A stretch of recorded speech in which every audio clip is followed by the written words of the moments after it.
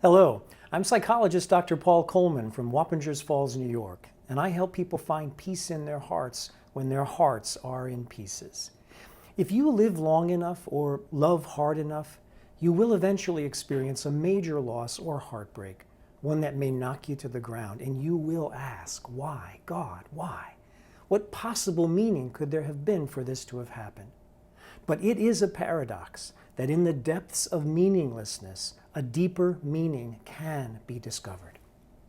I first asked myself that question, why, when I was 16 and my 2-year-old nephew Tony died unexpectedly in my sister's arms on the way to the hospital.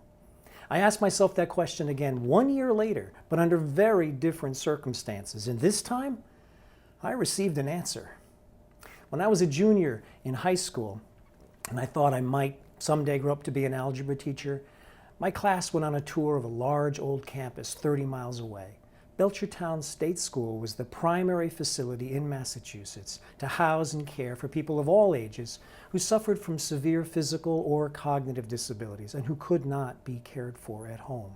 Most of the buildings were in some form of disrepair. At one point, we were led into the infirmary. Upon opening the front door, you were immediately struck by a pungent smell of antiseptic cleaner and steamed food and traces of urine. A woman led us upstairs to a ward where on one wall was lined with cribs, and she paused in front of one of the cribs.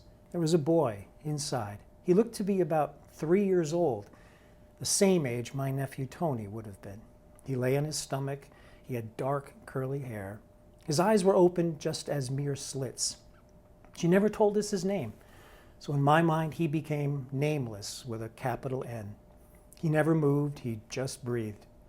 This is his entire existence, the woman said. He has to be turned over periodically to prevent bed sores. He is fed through a tube. Now he had, by all accounts, a meaningless existence. I stared down at him. I was transfixed, but was pulled out of my trance when the woman told me that although he looked like a boy of 3 or 4, he was actually 13. He was born with some defect that rendered him incapable of maturing physically beyond what we could see there. He would survive maybe another few years. 13. He was just a few years younger than I. How could that be? My classmates began walking away toward the exit, but I lagged behind. I wasn't ready to leave. I stared down at him, and I thought of all the times I looked after my nephew Tony or my other nephews and nieces, and how I would play my guitar for them, singing Beatles songs, pretending I was Paul McCartney. I doubted anyone ever sang to Nameless.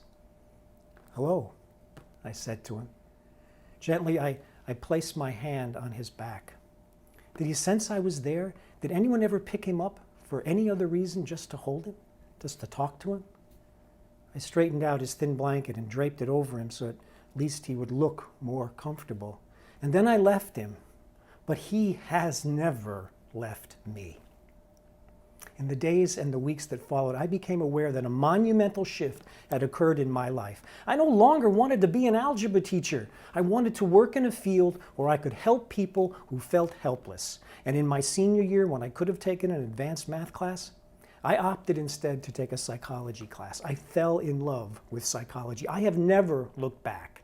I have logged over 50,000 hours helping clients and have been fortunate to have my writings published that I know have helped many people because of some of the notes and emails I've received from strangers all across the country.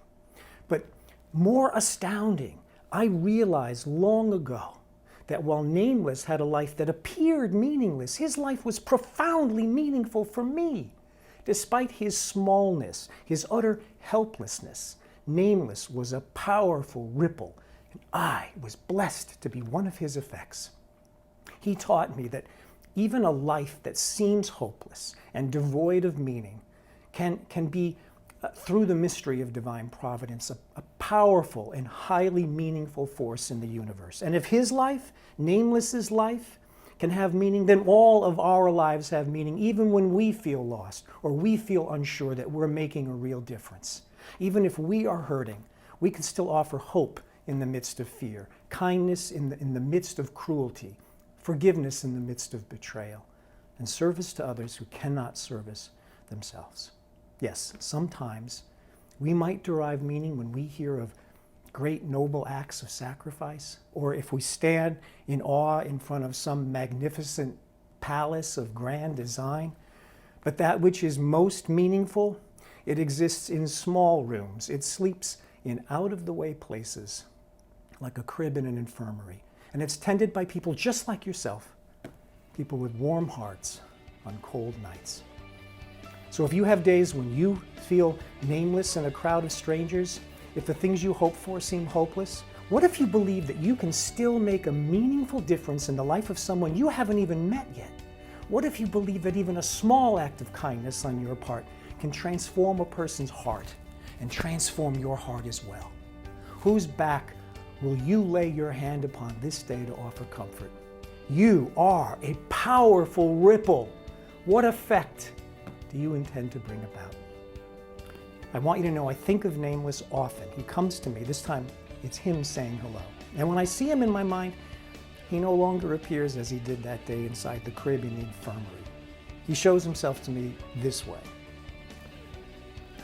He's very happy, and I no longer call him Nameless, because for all he has done, by virtue of his very existence, his name is actually the same as yours.